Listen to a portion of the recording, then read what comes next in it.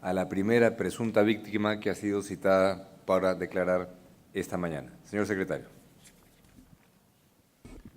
Gracias, presidente. César Enrique Rodríguez Vera.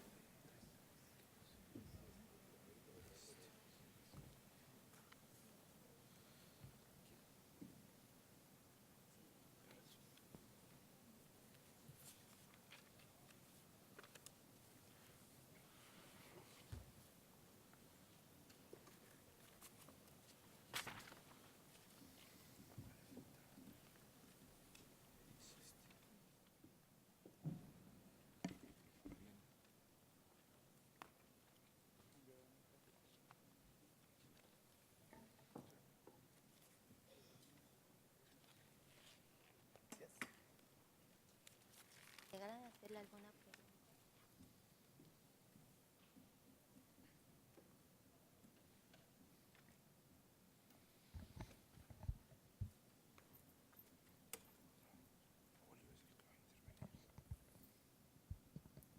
Buenas tardes. Le solicito a la presunta víctima manifestar ante la Corte su nombre. Buenas tardes, y mi nombre es César Rodríguez Vera. Muchas gracias. Nacionalidad y lugar de residencia. Nacionalidad colombiana, residencia en Bogotá, Colombia. Gracias. La presunta víctima deberá limitarse a contestar clara y precisamente las preguntas que se le formulen. Se le informa que fue citado por la Corte para pronunciarse sobre el perfil de su hermano Carlos Augusto Rodríguez Vera, los hechos que presenció como presunta víctima en el presente caso, la diligencia en la búsqueda de justicia, así como los daños y afectaciones sufridos en su vida privada y en la de sus familiares. Se le informa que, de acuerdo con el artículo 53 del reglamento de la Corte, los Estados no podrán enjuiciar a las presuntas víctimas, a los testigos y a los peritos, a sus representantes o asesores legales, ni ejercer represalias contra ellos o sus familiares, a causa de sus declaraciones, dictámenes rendidos o su defensa legal ante la Corte. Muchas gracias, señor secretario.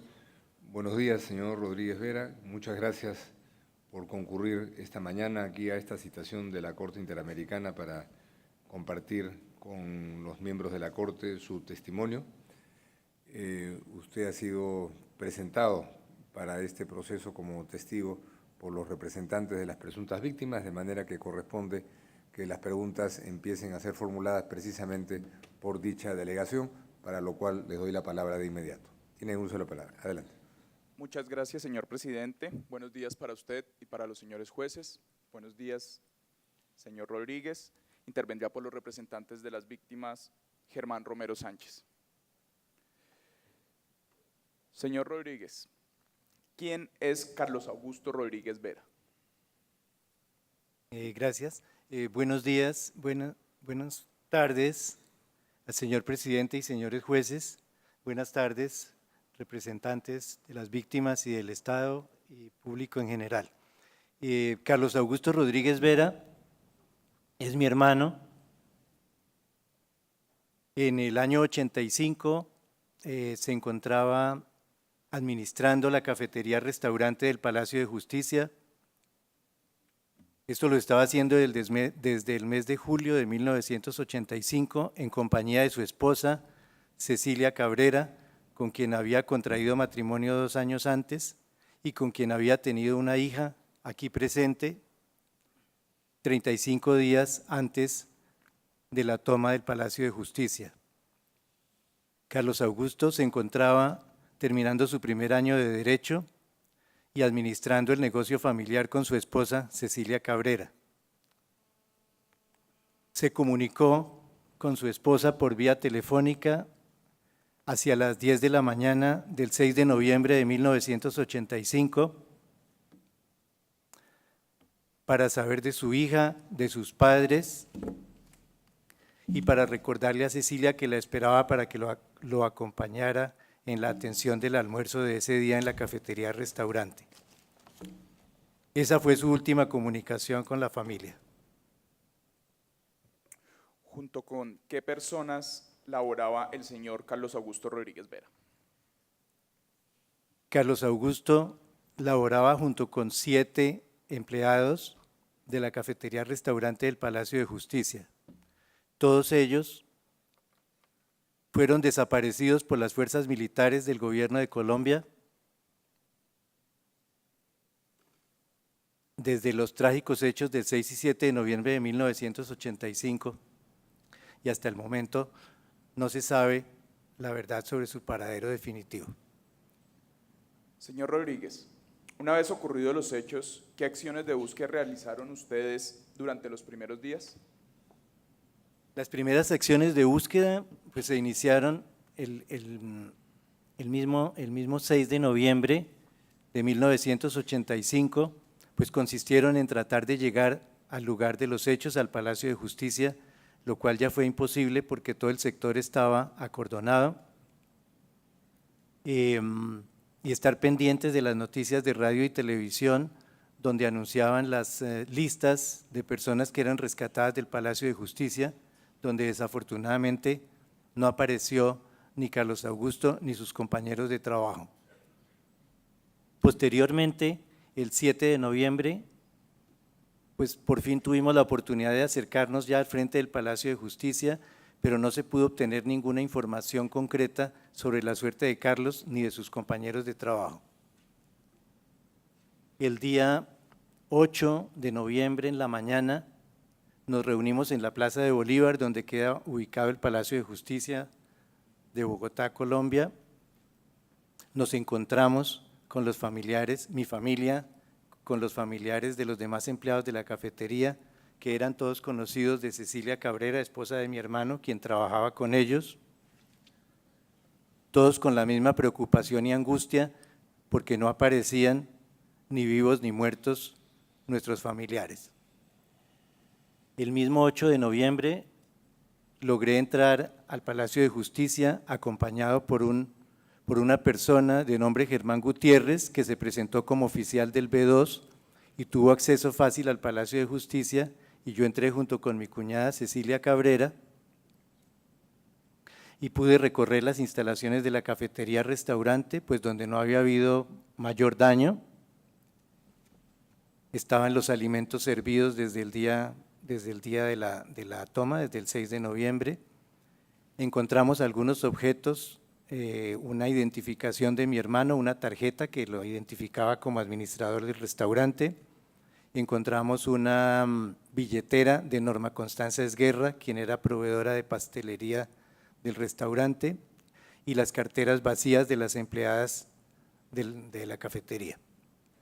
Luego hice un recorrido por todas las instalaciones del Palacio junto con el señor Germán Gutiérrez, buscando indicios que nos permitieran saber qué podía haber pasado con mi hermano, pero pues solo pude apreciar el terrible grado de destrucción que había sido ocasionado por el poder de las armas y de los explosivos que había usado el ejército, y por el voraz incendio que consumió el Palacio de Justicia en la noche del 6 de noviembre. Posteriormente,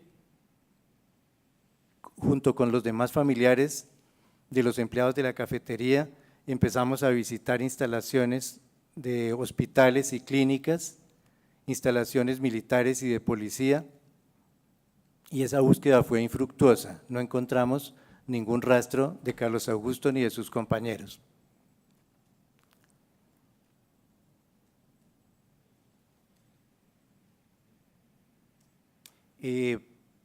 Después del 8 de noviembre continuamos la búsqueda.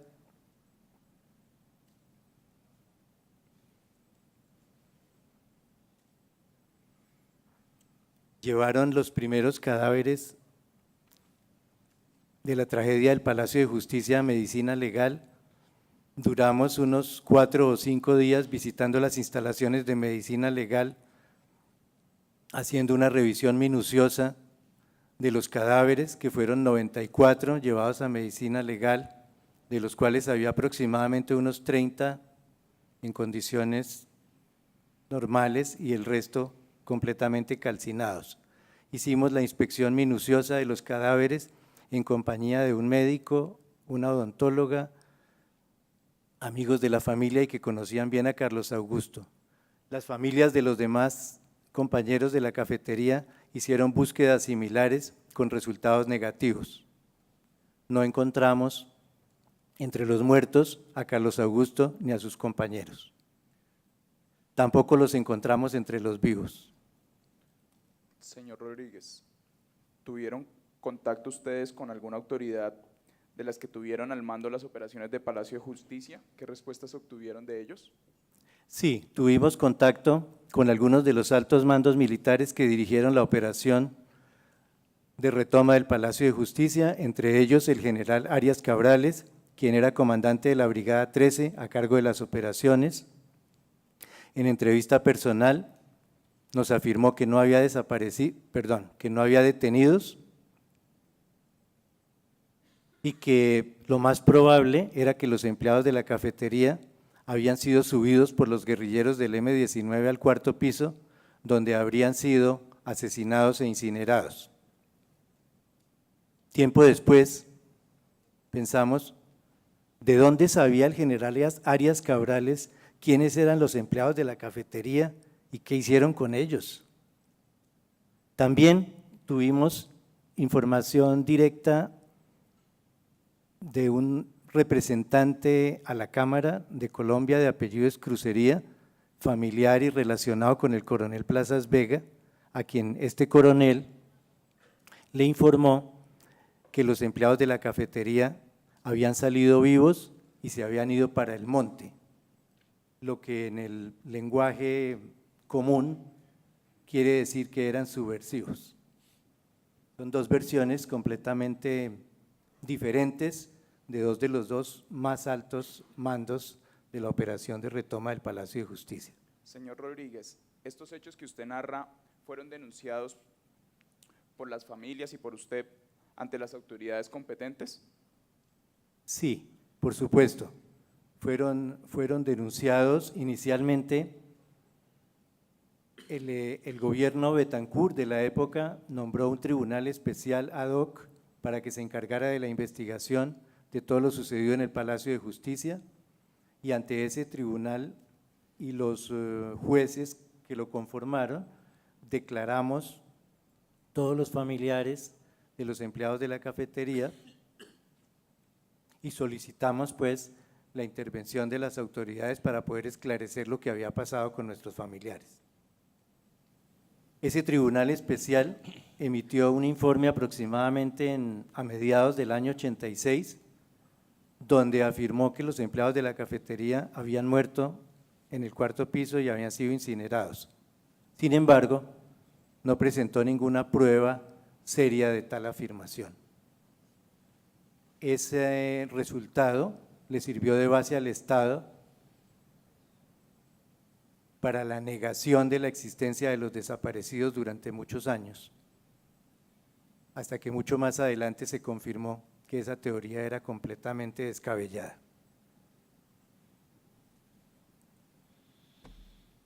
Establecida la desaparición forzada de su hermano Carlos Augusto, ¿con qué otras actividades siguieron de búsqueda y cuáles emprendió el Estado colombiano?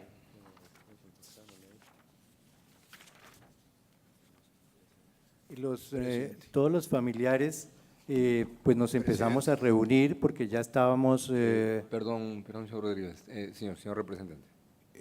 Si me permite, el testigo nunca ha dicho ni se ha referido al tema de desaparición forzada. Es un concepto jurídico que yo sí quisiera, sobre la base de eso, oponerme a la pregunta. Podríamos reformular la pregunta para ir directamente a temas factuales. Por supuesto, señor presidente. ¿Qué otras actividades de búsqueda realizaron ustedes para hallar a Carlos Augusto y cuáles emprendió el Estado colombiano? Sí, por supuesto. Las actividades de búsqueda pues estuvieron orientadas a contactar a todas las entidades del Estado, de presidente, ministros, autoridades civiles y militares, pidiendo el esclarecimiento de la situación de los desaparecidos. Desafortunadamente, todas estas peticiones y solicitudes no tuvieron ningún eco en las autoridades y las respuestas fueron simplemente de cortesía o de trámite. En cuanto al término de desaparición forzada, por supuesto que yo mencioné en un principio que nuestros familiares fueron desaparecidos por las fuerzas militares, lo cual evidentemente configura una desaparición forzada. Y es prueba evidente de ello que no aparecieron entre los vivos rescatados ni entre los muertos de Palacio de Justicia. Posteriormente, con la diligencia de exhumación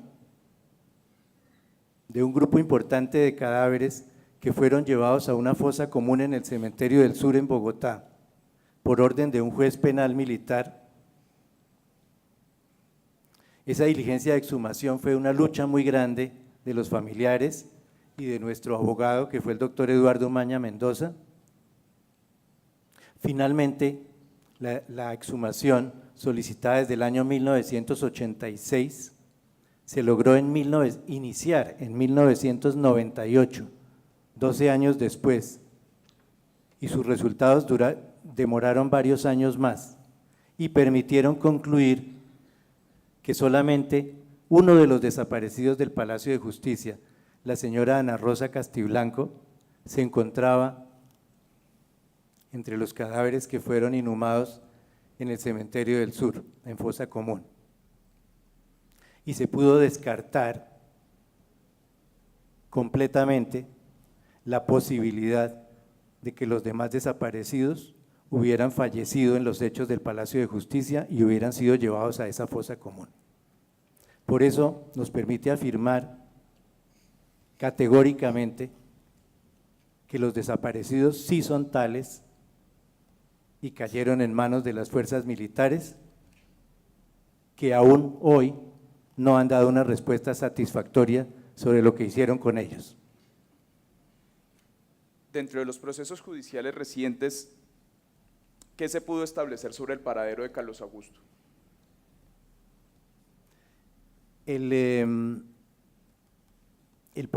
Finalmente, solo se inició una investigación seria relacionada con los desaparecidos del Palacio de Justicia en el año 2005, encargada de la Fiscalía Cuarta Delegada para la Corte Suprema de Justicia. Esa investigación profunda, prácticamente con los mismos argumentos, las mismas pruebas e indicios que había disponibles desde 1985, logró configurar un caso completo que le permitió acusar a los generales Arias Cabrales e Iván Ramírez y a los coroneles Plazas Vega y Sánchez Rubiano por su responsabilidad en la desaparición de Carlos Augusto, de sus 7 compañeros de la cafetería, de 3 visitantes ocasionales y de la guerrillera del M-19 Irma Franco. Esa acusación condujo a los juicios que tuvieron como resultado la condena, primero, del coronel Plazas Vega a 30 años de prisión por la desaparición forzada que he mencionado, y del del general Arias Cabrales posteriormente a 35 años de prisión por la desaparición de nuestros familiares. Señor Rodríguez, ¿cuál ha sido la reacción del gobierno colombiano a los avances recientes en los procesos judiciales que usted ha mencionado y ello que ha ocasionado en ustedes? La reacción del gobierno nacional ha sido todo el tiempo de negación, de contradicción a los fallos judiciales, de rodear a los militares responsables, de seguirlos tratando como héroes de la patria, a pesar de sus crímenes, de seguir confundiendo a la sociedad, pretendiendo endilgar toda la responsabilidad de los hechos del Palacio de Justicia al comando guerrillero que se tomó el Palacio y que por haber sido eliminado completamente no puede tener ninguna responsabilidad en las desapariciones. El Estado ha desconocido los fallos judiciales y adicionalmente ha incrementado la impunidad mediante unas condiciones de reclusión completamente inadecuadas a la gravedad de los delitos cometidos por los militares mencionados. ¿Qué ocurrió con el representante legal que los acompañaba en la búsqueda de justicia a ustedes? El doctor Eduardo Umaña Mendoza nos acompañó en la lucha por la recuperación. Perdón, señor Rodríguez. Sí, tiene la palabra. Con todo respeto, creo que la pregunta que se acaba de formular excede el objeto mismo para el cual fue citado el testigo. Él estaba citado para hablar sobre el perfil de su hermano, el señor Carlos Augusto Rodríguez Veras, y los hechos que presenció como presunta víctima en el presente caso y las diligencias de búsqueda, pero no de otras víctimas. ¿Podría precisar la pertinencia de la pregunta? Claro, señor presidente. La representación judicial que desarrolló el doctor Eduardo Umaña Mendoza hace parte claramente de las labores de búsqueda que realizaron la familia Rodríguez y los otros familiares. Además, pues hace parte de establecer el paradero de los desaparecidos forzados que hoy reconoció el Estado colombiano en esta audiencia. Al lugar la pregunta, puede responder. El doctor Eduardo Umaña Mendoza fue nuestro apoderado desde el año finales de 1985 y nos acompañó constantemente en los procesos judiciales hasta abril de 1998, cuando fue asesinado. El proceso de exhumación, que había sido una de sus banderas fundamentales para poder lograr esclarecer la situación de los desaparecidos, solo se inició en junio de ese año después de que él fue asesinado. Señor Rodríguez, de estos hechos que narra usted, ¿cuáles cree que son los daños más graves a nivel individual, familiar y colectivo que han debido soportar sus vidas? El daño más grande fue infligido a nuestros familiares, a los desaparecidos, a quienes se les cortó la vida de un tajo, a quienes se les impidió desarrollar sus proyectos personales, sus sueños, sus esperanzas fueron eliminados completamente. Ese es el mayor daño. Luego, a las familias, a quienes nos han ocasionado un dolor profundo por haber arrancado del seno de las familias a nuestros desaparecidos, a los hijos de los desaparecidos, muchos de ellos presentes en esta sala, no tuvieron el derecho de conocer a sus padres, de compartir con ellos, de recibir su apoyo y su amor. A los padres,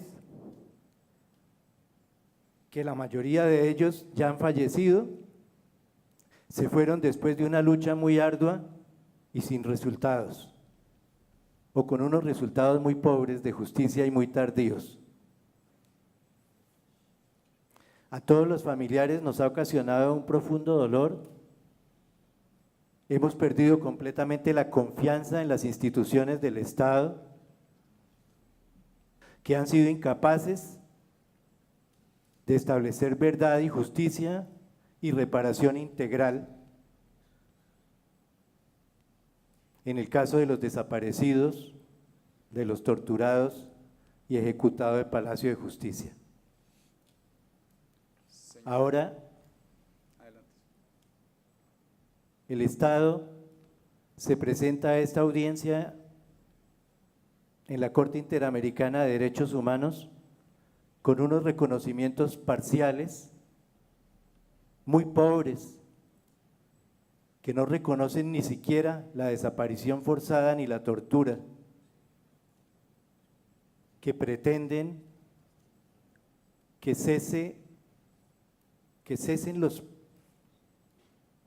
perdón, se me confundió el término, pero pretenden que cese la controversia y que esto sea tomado como una satisfacción adecuada para las familias de los desaparecidos. Esto es una revictimización adicional, es un reconocimiento muy parcial, muy pobre, muy oportunista, porque no refleja lo que ha sido la posición del Estado colombiano a través de estos 28 años de injusticia y de impunidad.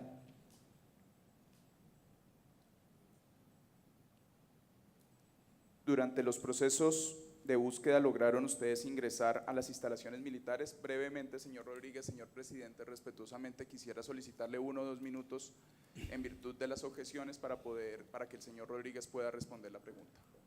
Tienen en total 2 minutos que podrán ser también utilizados por el Estado si así lo estima pertinente. Gracias, su señoría. Sí, tuvimos oportunidad, no yo personalmente, pero los procuradores en los años iniciales, aproximadamente en los 2 primeros años, después de la tragedia del Palacio de Justicia, procuradores junto con el doctor Eduardo Umaña, con mi padre, Enrique Rodríguez Hernández, y con los padres de otros de los desaparecidos, tuvieron acceso a algunas instalaciones militares porque había sospechas importantes que fueron consideradas válidas por los procuradores, que permitían pensar que probablemente los desaparecidos estaban allí, pero estas diligencias fueron anunciadas con anterioridad y pensamos que por tanto no tuvieron ningún resultado satisfactorio. Señor Rodríguez, para finalizar, actualmente, ¿cuál ha sido el comportamiento del Estado colombiano frente a los responsables de estos hechos y que han sido condenados judicialmente en Colombia? El Estado colombiano sigue tratando como héroes a los responsables de las desapariciones de nuestros familiares, les ha concedido importantes puestos públicos, nominó al coronel Plazas Vega como embajador en varias naciones, lo cual afortunadamente se pudo impedir. Nombró al general Arias Cabrales como rector de la Universidad Militar. Más recientemente ha nombrado al general Navas como embajador ante la República Argentina.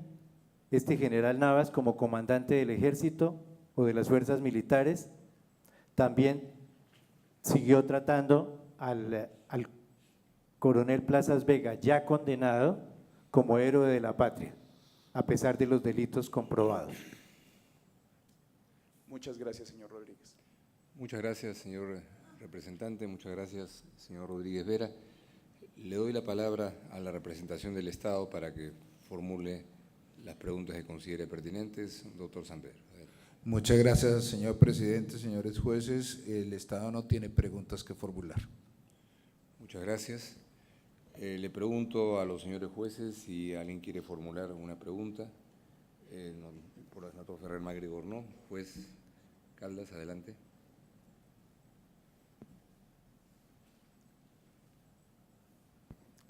Hablo en portugués, por favor, si puede.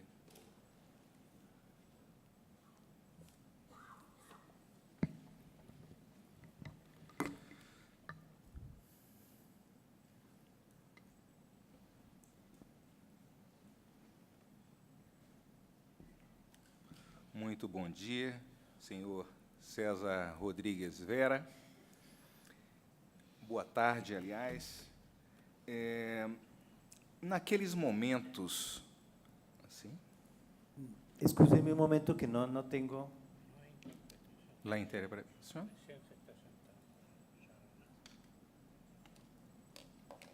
A interpretação.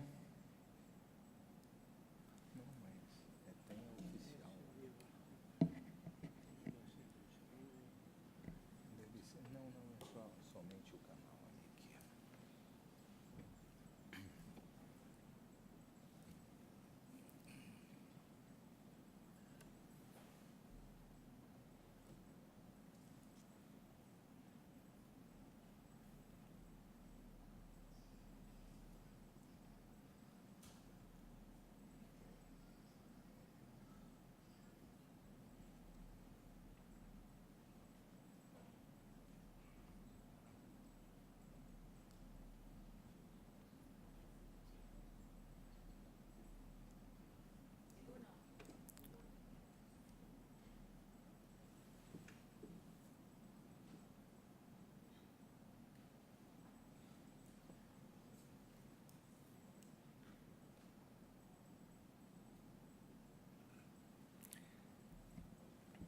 Boa tarde, senhor César Rodrigues Vera, repetindo.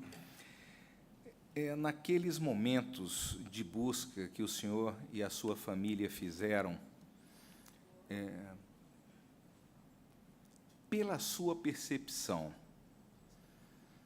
houve ação das forças de segurança com o objetivo de eliminar as pessoas encontradas, ou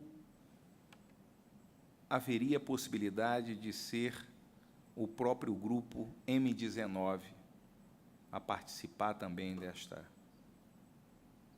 destas ações?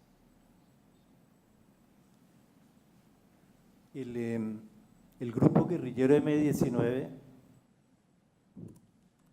no tuvo la posibilidad de intervenir en la desaparición de nuestros familiares, porque solo con 2 excepciones fueron eliminados por las fuerzas militares en los hechos de la toma y contratoma del palacio.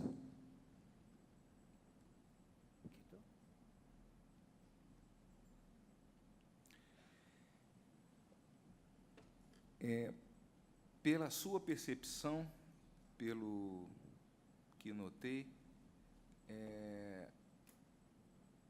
o senhor, então, identifica que o ato de eliminação das pessoas foi generalizado, não focalizado naqueles indivíduos do M19. Está correta esta conclusão? Sí,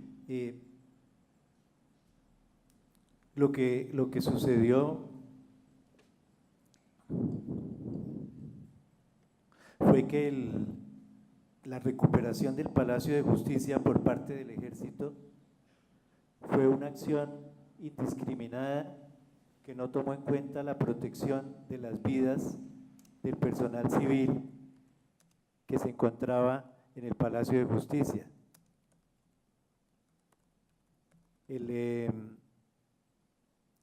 La acción del Ejército sobre los desaparecidos, pues no se puede saber exactamente cómo sucedió, solamente hay algunos indicios por las conversaciones internas de los militares, pero realmente lo que sucedió al interior del palacio, hay muchas cosas que todavía permanecen en el misterio. Lo que sí es un hecho es que los desaparecidos no se encontraron entre los cadáveres y tampoco entre las personas rescatadas. La única posibilidad lógica es que necesariamente cayeron en manos del Ejército, quien fue el que tuvo el dominio completo de la situación en un recinto completamente cerrado. Todas as pessoas encontradas mortas foram identificadas?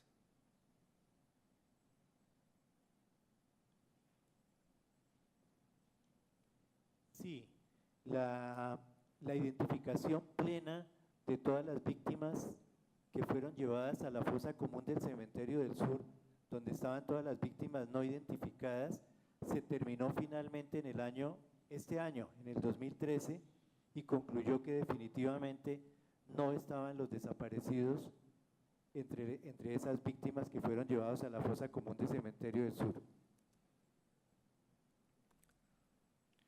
Está bem, muito obrigado pela sua contribuição, senhor César. Obrigado. Muchas gracias. Obrigado, senhor. Juez Caldas, juez Villagrossi, adelante.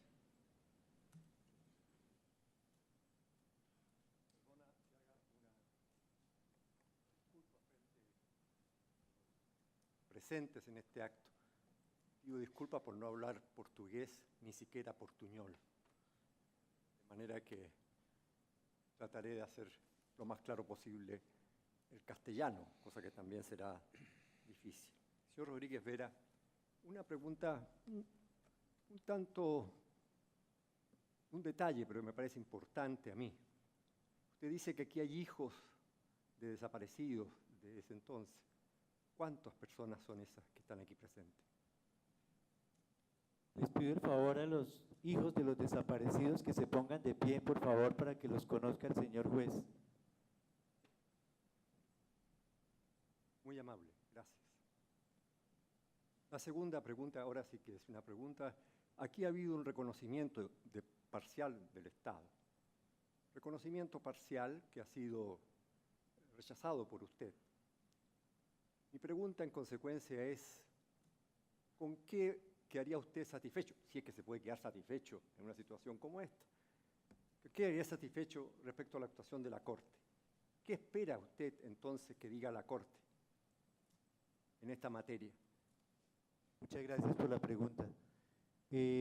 Realmente, como ustedes mismos lo mencionan, quedar satisfecho plenamente, pues no es posible, porque de todas maneras los avances de justicia que tenemos son demasiado tardíos. Las primeras decisiones judiciales se tomaron más de 20 años después de sucedidos los hechos. Esperamos de esta Corte un apoyo muy importante para que se pueda consolidar la justicia penal en Colombia frente a los casos de los desaparecidos. Esperamos que le exija al gobierno colombiano una verdadera y seria labor de búsqueda que conduzca a poder encontrar los restos de los desaparecidos. Esperamos que se haga un reconocimiento y un homenaje a la memoria de los desaparecidos, que fueron desconocidos durante tantos años. Esperamos que se logre por fin verdad y justicia en este caso tan trascendental para que sirva de ejemplo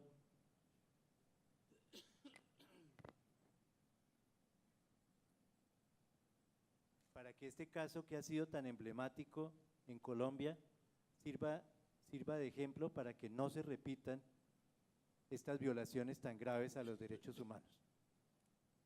Gracias, señor Rodríguez. Mucho gusto. Muchas gracias, juez Biogrossi. Juez Pérez Pérez. No, señor presidente. Juez Ventura Robles. No hay más preguntas, señor Rodríguez Vera. Le agradecemos muchísimo por su participación esta mañana. Puede usted incorporarse al auditorio y seguir el resto de desarrollo de la sesión si así lo estima pertinente. Gracias nuevamente. Muchas gracias, señor presidente, y muchas gracias, señores jueces. Gracias. Señor secretario, sírvase convocar a la siguiente testigo, por favor.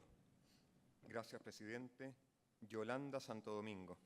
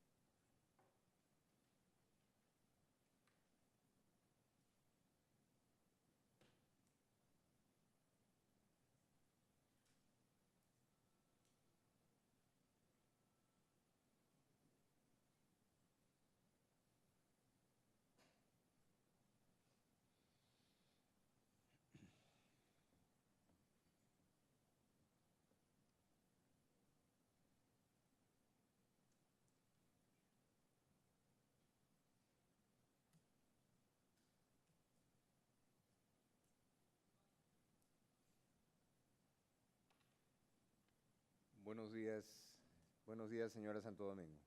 Bienvenida al tribunal. Señor secretario. Gracias, presidente. Buenos días. Solicito a la presunta víctima manifestar ante la Corte su nombre. Yolanda Ernestina Santo Domingo Alberici. Gracias. Nacionalidad y lugar de residencia. Colombo Italiana, Santa Marta, Colombia. Muchas gracias. La presunta víctima deberá limitarse a contestar clara y precisamente las preguntas que se le formulen. Se le informa que fue citada por la Corte para pronunciarse sobre los hechos acontecidos antes y durante su detención, la búsqueda de justicia, así como sobre los daños y afectaciones que usted y su familia sufrieron a raíz de los hechos. Se le informa que, de acuerdo al artículo 53 del reglamento de la Corte, los Estados no podrán enjuiciar a las presuntas víctimas, a los testigos y a los peritos, a sus representantes o asesores legales, ni ejercer represalias contra ellos o sus familiares, a causa de sus declaraciones, dictámenes rendidos o su defensa legal ante la Corte. Gracias, señor secretario. Nuevamente, bienvenida, señora Santo Domingo, Gracias. a este tribunal. Gracias por aceptar comparecer a esta sesión pública. Su testimonio ha sido propuesto por la representación de las presuntas víctimas, de manera que las primeras preguntas serán presentadas por dicha delegación, para lo cual le doy la palabra a la delegación de las presuntas víctimas. Adelante. Buenas tardes, señor presidente, señores jueces. Pregunta Rafael Barrios Mendivil, del colectivo de abogados José Alvear Restrepo. Buenas tardes, señora Santo Domingo. ¿Cómo estaba constituida su familia para 1985? Buenas tardes. Estaba constituida por mi papá, mi mamá, 3 hermanos solteros y 2 casados. Indíquele a esta corte si usted estuvo en el Palacio de Justicia el 6 de noviembre de 1985 y, en caso afirmativo, ¿por qué motivo? Sí estuve, fui a presentar un examen de práctica penal en la Corte Suprema con el conjuez doctor Rafael Urrego. Y acudí con mi compañero Eduardo Matson, quien iba en búsqueda de información para un trabajo que tenía de una materia que veía en tercer año.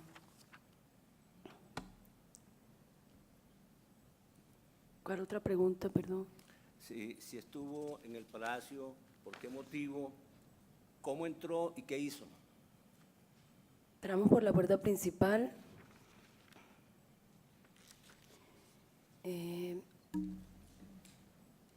Ingresamos y había una guarda de seguridad sentada, pidió la cédula mía y Eduardo dio su carnet. Allí había policía, perdón que le interrumpa. No. A la entrada. No había policías, ni miembros de fuerza pública no había ningún uniformado, solo los 2 guardas, un señor y una señora, la señora sentada, el señor de pie.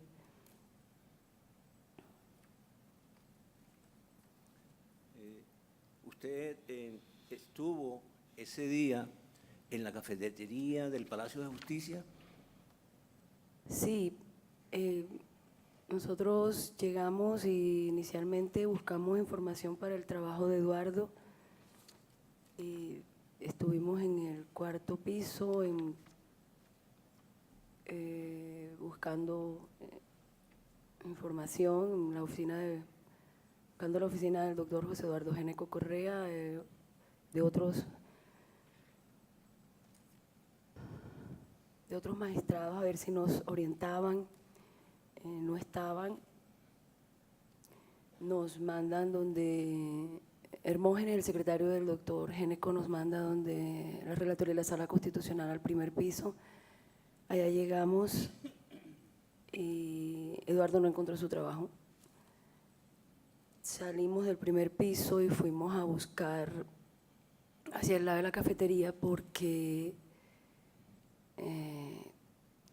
yo había quedado, inclusive encontrarme con compañeros a repasar de pronto el examen, buscaba un baño, yo sufría de cistitis, estaba haciendo mucho calor, de pronto tomar algo.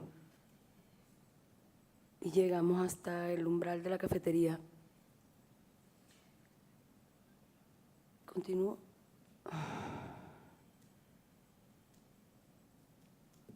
Estando allí, yo entré un poquito más que Eduardo. Yo sentí un ruido que venía de como de una puerta hacia adentro, como un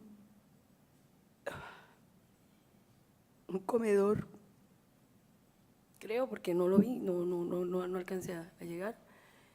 Y yo volteo a ver y, o sea, y observo al fondo de la cafetería una mujer con un arma apuntando, vociferó algo, y Eduardo salió corriendo, yo detrás de él. Él siguió, se metió para la escalera a mano derecha. Perdón que la interrumpa, doctora Santo Domingo. Además de esa persona que usted acaba de describirle a la Corte, ¿habían otras al interior de la cafetería del Palacio? Sí, la cafetería, estaba el televisor prendido, habían 2 personas detrás del mostrador, habían personas sentadas. El número no lo puedo determinar, pero sí habían personas como en una cafetería.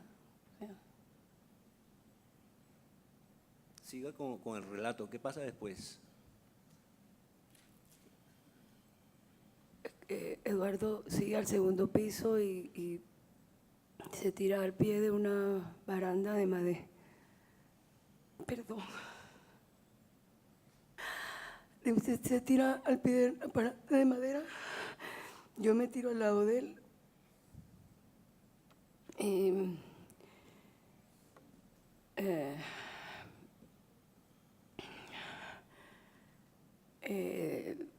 Empiezan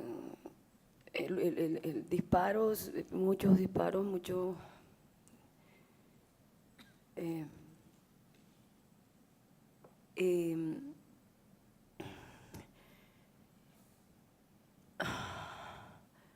sé que, perdón que la interrumpa, para usted es que no es fácil. traumático lo del segundo piso.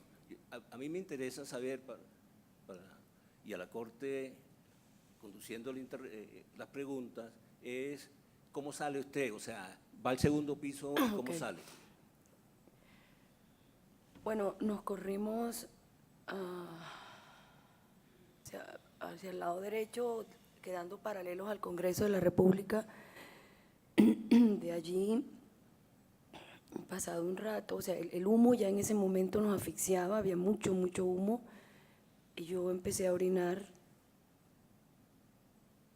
y perdí control de esfínteres. De allí pasamos al otro lado, al lado derecho del palacio. No cuento detalles de nada, no.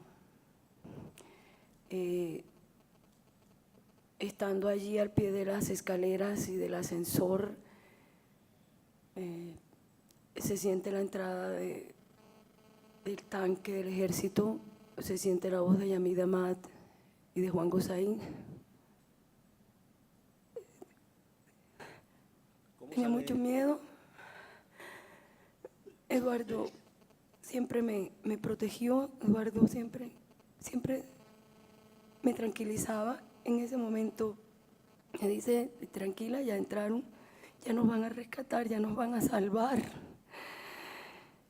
Y en ese momento Eduardo llama la atención y dice, hey, a nosotros. Y alcé la cabeza y había un señor de civil y un camuflado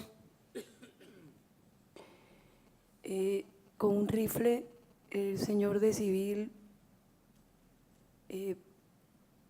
dice, vengan hacia acá, vamos hacia él, le pregunta quién era Inestrosa. Eduardo se identifica que éramos estudiantes del externado y él pregunta que quién era Inestrosa. Eduardo le contesta que es el rector del externado.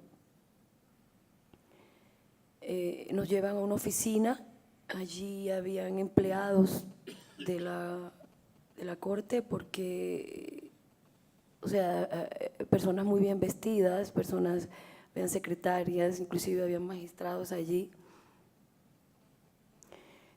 nos bajan al primer piso por una ventana de esa oficina.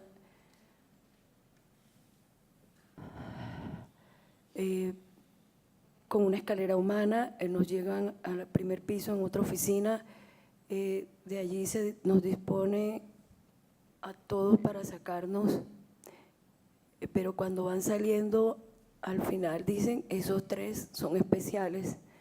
Nos salimos con el grupo, los 3 éramos Eduardo Matson Ospino, mi compañero, un señor que decía ser abogado de Legis y yo. Doctora Yolanda, quiero que me diga brevemente, por razones de tiempo, qué pasa en el trayecto entre el Palacio de Justicia y la Casa del Florero. ¿Cómo iba usted y con quién? A mí me toma del cabello, del cuero cabelludo, ni siquiera cabello, un hombre de civil, estaba vestido de civil con un arma. Casi que me arranca el cuero cabelludo y me apuntaba con un arma en la nuca y me decía, corre perra, tal, guerrillera mal. Hay francotiradores, te van a matar, si no te matan ellos, te mato yo. Yo iba con la cabeza agachada pues para que no me matara el francotirador. Eduardo iba adelante y el señor de Legis iba al lado. ¿Qué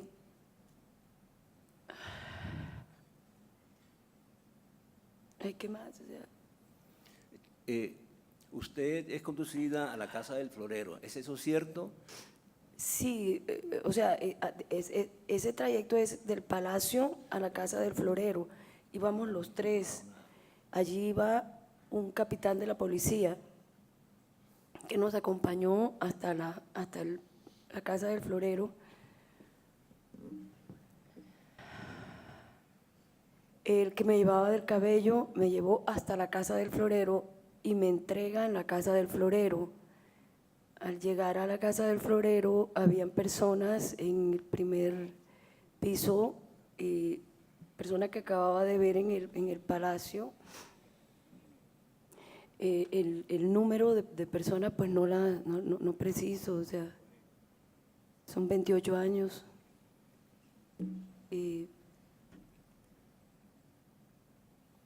Es difícil. Doctora Santo Domingo, usted estuvo en el segundo piso de la Casa del Florero. Si es así, ¿qué pasó allí? Cuando llegamos, un hombre que estaba de civil, mono, me recibe y da la orden que nos lleven al segundo piso. Subimos los 3 especiales que habíamos ingresado y en el segundo piso al señor de Legis, llega una señora, lo reconoce, dice que lo dejen ir y el señor se va. Eduardo y yo quedamos allí.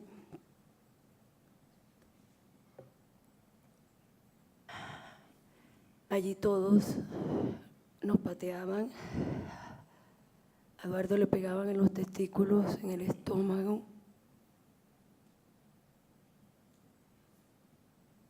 A mí me pegaban en la espalda, en los riñones, todos. Todos decían guerrillera, Iguetal, mal, no sé qué.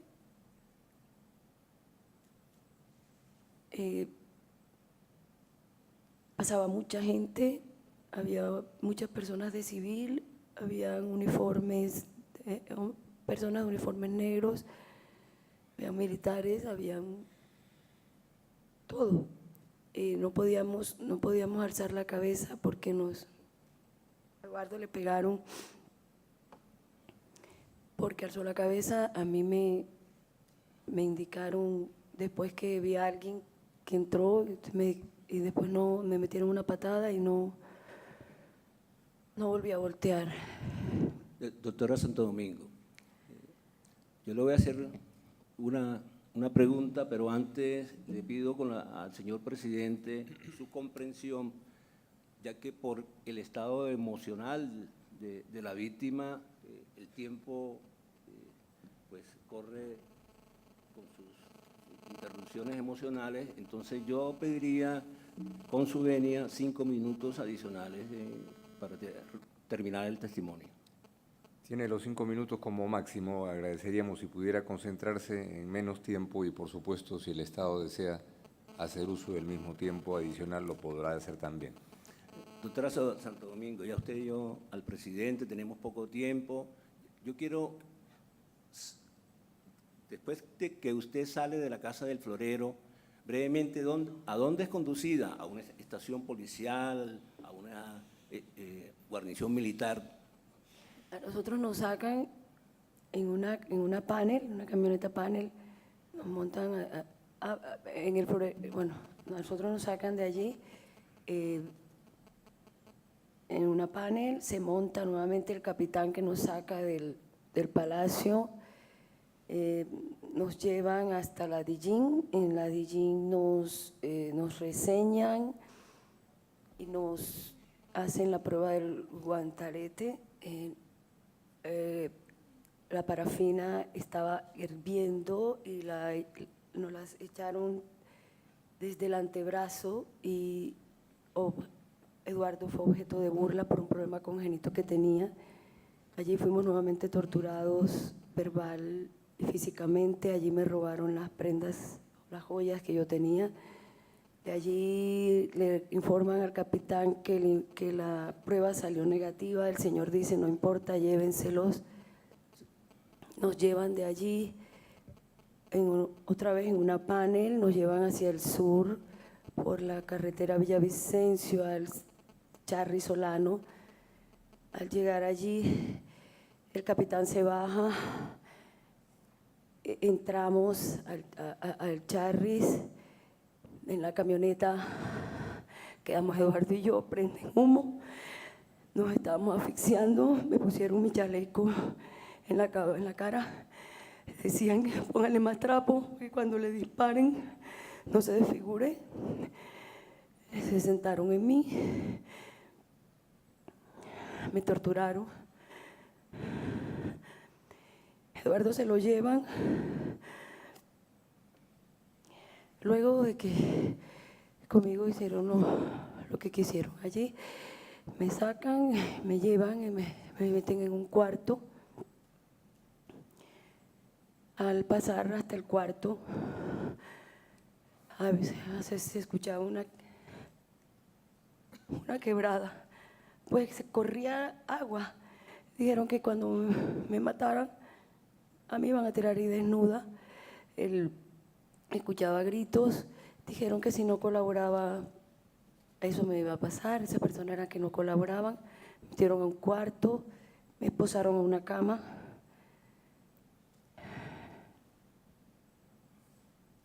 Señora Santo Domingo, ¿cómo es liberada usted de ese sitio?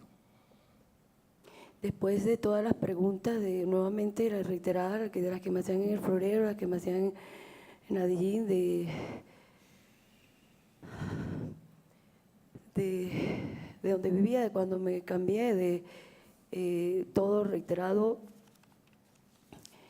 de que me dijeron que Eduardo estaba muerto, de que transáramos, de que yo me había tomado la embajada, o sea, todo lo que dijeron.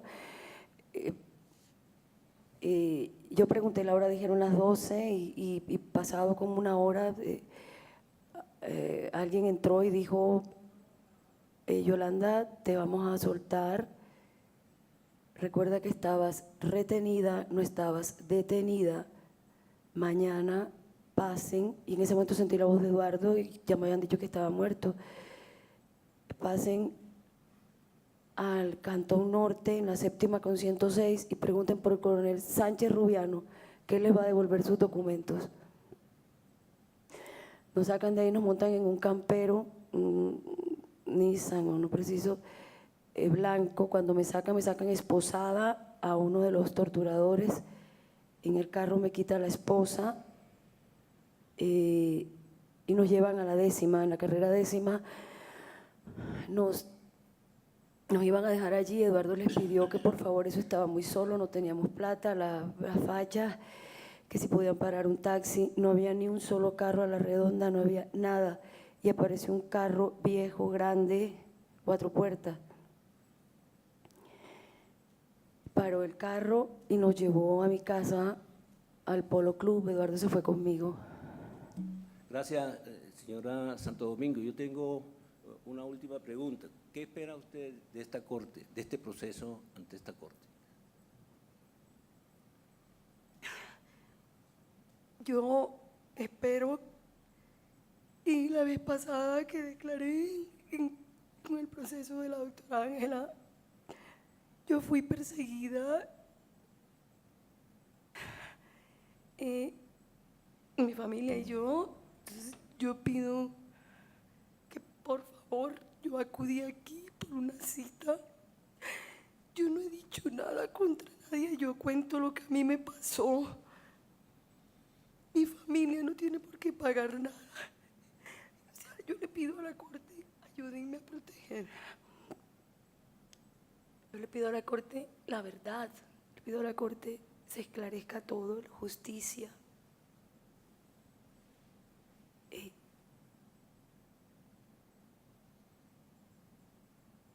Y que se respeten los derechos humanos de todos. Yo no tengo vida.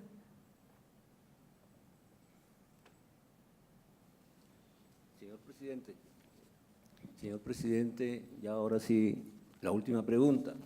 ¿Usted teme represalia después de haber rendido esta declaración ante la Corte a su regreso a Colombia? Sí, porque si con el proceso que se dio con la Fiscalía yo recibí tanta intimidación posterior a… yo no me imagino ahora con esto que podría pasar, pero considero que ya basta, ya es suficiente, ya no más. Yo ruego a Dios y pido que cese por mí, por mis hijos, que no han tenido ni infancia ni adolescencia como consecuencia del Palacio de Justicia, por ser los hijos de la del Palacio.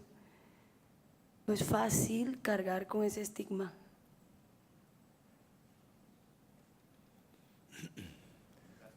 Muchas gracias, doctor Barrios, a través suyo a la delegación de los representantes de las presuntas víctimas. Muchas gracias por su testimonio, doctora Santo Domingo.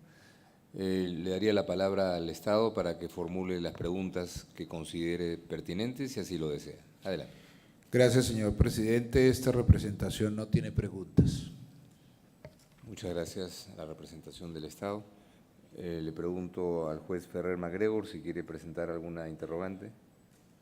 Muchas gracias. Juez Figueredo Caldas. Adelante. Audiófono, por favor. Voy a hablar en portugués.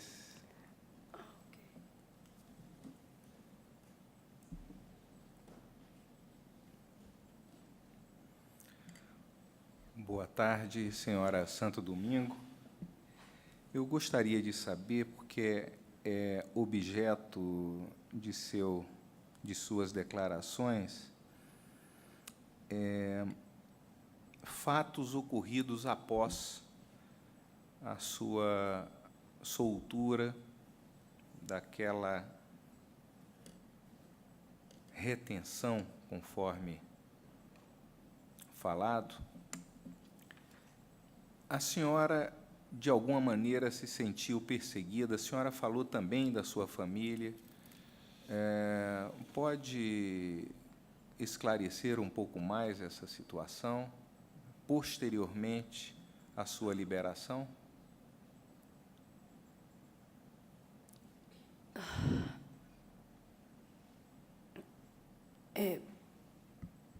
La estigmatización que recibí y recibimos en mi familia y la afectación psicológica que que recibimos como consecuencia de todo lo vivido por mí afectó mi vida personal. En lo académico me atrasé un año para terminar la carrera en el externado. Mi papá y mi mamá vieron afectada su relación. Mi mamá se vio muy afectada de los nervios. Mi papá, siendo abogado litigante, disminuyó los clientes que querían contratarlo, porque él era el padre de la del Palacio. El aislamiento social, el aislamiento profesional de mi papá conllevó a que la economía en mi casa se viera disminuida, razón por la cual todos los proyectos de vida se vieron afectados.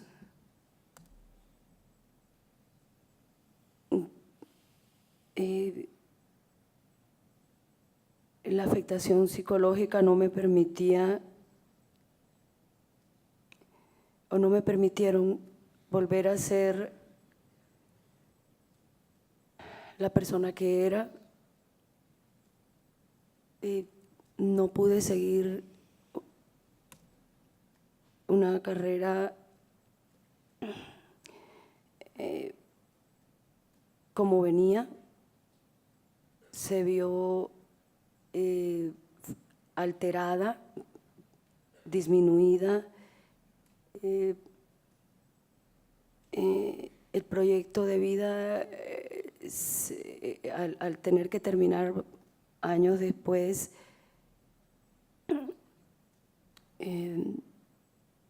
afectó todo.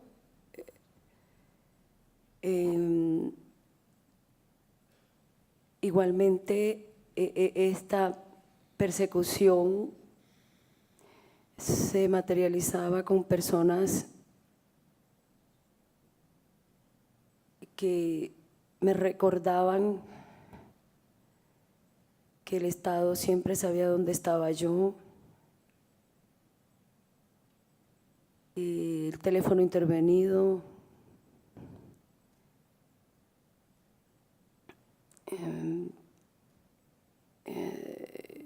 socialmente nadie quería estar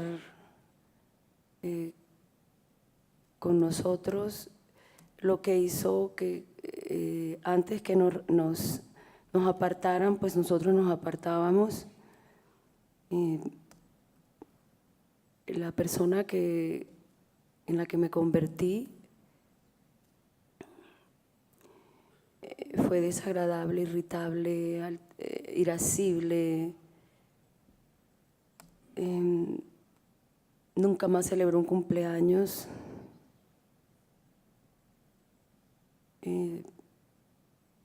Mis hijos igualmente manifiestan lo que yo, que no han tenido ni infancia ni adolescencia, porque siempre tienen la estigmatización que son los hijos de la del Palacio.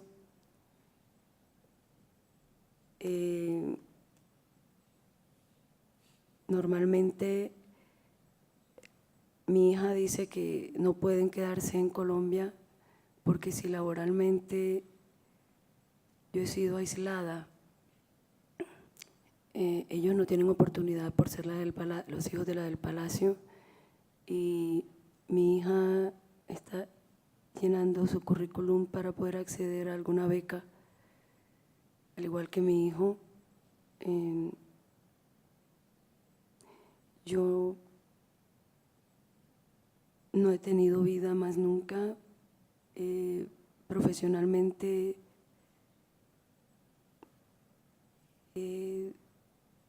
no produzco lo que tendría que producir para efectos de poder mantener a mis hijos en unas condiciones adecuadas a lo brillantes que son. Mi mamá falleció y falleció ya enferma.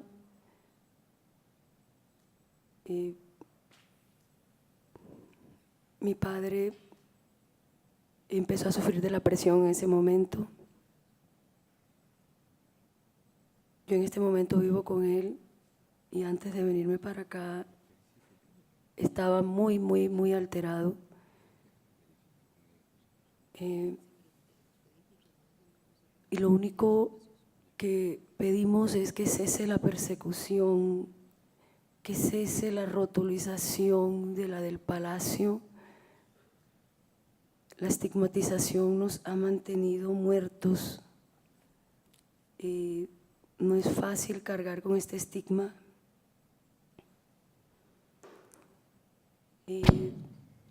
Amén de que nunca se hizo nada, siempre durante todo el tiempo dijimos la verdad. Nunca se hizo nada hasta después de 21 años, y fueron 21 años y se ordenaron hacer algo, o sea, iniciar investigación por las torturas, pero eso quedó allí, más nunca nada. Hace poco, bueno, 2009, la persecución involucró a toda mi familia porque alguien del DAS se le acercó a un hermano y le indicó que a mí me iban a matar y que el Estado me iba a sacar del país, pero que no se podía hablar nada por teléfono. Mis hermanos se reunieron en Bogotá, fue uno y me avisó, y me dijo que se había pasado algo. Eso fue después de las declaraciones con la fiscalía, y me dijo, te van a sacar del país, te van a llamar porque te quieren matar. O sea, no sabía quién me quería matar, no sabía por qué me querían sacar. Me dice, ¿tú sientes la policía? Sí, la policía me está, a cada rato tengo una motorizada al lado. Mis hijos ya lo sentían al salir del colegio. Estaban más pequeños, no entendían casi. Alguien me llamó y me dijo, te vamos a sacar. Después de eso, no me han llamado para sacarme. Ese es el tipo de tortura que hemos recibido. Com licença, senhora. ¿Cómo? Com permisso. Esclarecimento em relação, a senhora disse que o telefone estava interceptado. Como a senhora soube disso? Quais evidências tinha?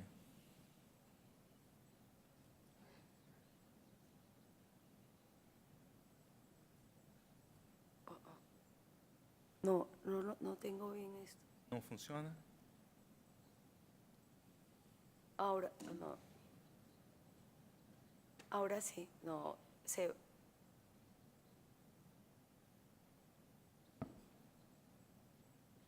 no, está intermitente. Está intermitente. Intermitente? Um minuto, por favor.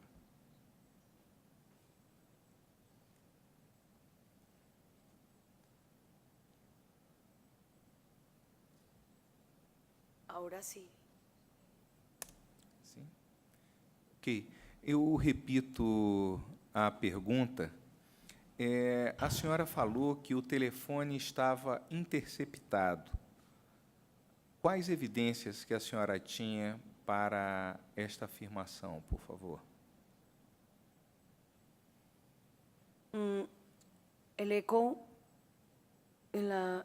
permanente en las llamadas. Cuando contestaba una llamada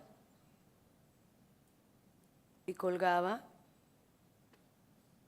y quedaba la llamada abierta y volvía a ver quién estaba y no era la persona con la que estaba hablando.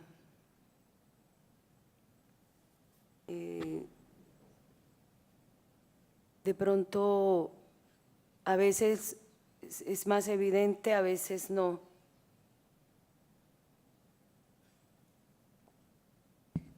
Está bem, eu agradeço os seus preciosos esclarecimentos. Muito obrigado.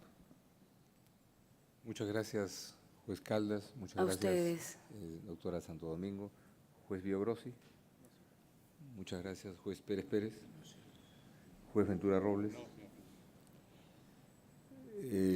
La Corte le agradece nuevamente, doctora Santo Domingo, por su concurrencia y por el testimonio personal que ha brindado aquí en esta sesión. Usted podrá seguir acompañándonos en el curso de lo que resta del desarrollo de la misma, hoy en la tarde y mañana, si así lo desea, incorporándose al auditorio. Gracias. Por ahora se suspende esta sesión y reanudaremos los trabajos a las 3 de la tarde.